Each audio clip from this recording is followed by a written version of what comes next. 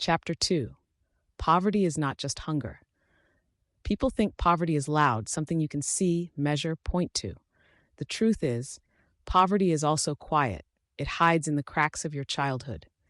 I grew up in Kampala, a city that teaches you early that life is not equal. You can walk 10 minutes and move between different worlds, from a neighborhood where kids ride bicycles to one where children run barefoot on dusty roads.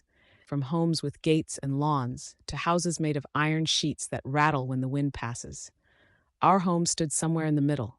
Not the worst, not the best, but always on the edge of almost. Almost enough money, almost enough food, almost enough stability. Poverty in Kampala was not always hunger. Sometimes it was the silence around the dinner table when food was not enough for everyone. Sometimes it was the way my parents whispered when discussing school fees. Sometimes it was the long walk home because taxi fare was too high that day. People think hunger is the worst part, but hunger ends when you eat.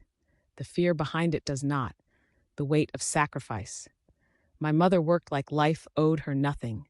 My father worked like rest was a luxury for others, and still, it was never enough. There were days when the electricity bill won the fight against the grocery list, days when the fridge held more hope than meals, days when we ate dinner late so the hunger felt smaller. I remember one night when I asked for second helpings and my mother smiled too quickly, that kind of smile that hides panic behind love. "Eat, my son," she said softly. I found out years later she didn't eat that night. That is how Ugandan parents love. Silently, deeply, painfully. The pressure of being the one who leaves. When I got the chance to go to Canada, the entire house felt lifted into a dream. Not because they wanted to lose me, but because poverty had taught us that opportunity does not knock on every door.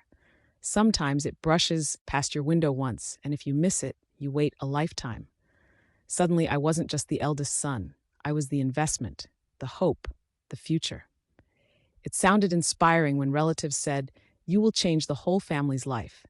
But the translation was, "Don't fail."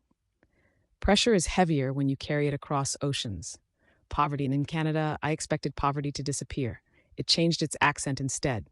It showed up in rent I couldn't afford, winter jackets cheaper than dignity, canned food that tasted like exhaustion, jobs below my education, sending money home with empty pockets. Ugandan poverty taught me how to stretch. Canadian poverty taught me how to disappear. In Kampala, poverty feels like noise, neighbors shouting,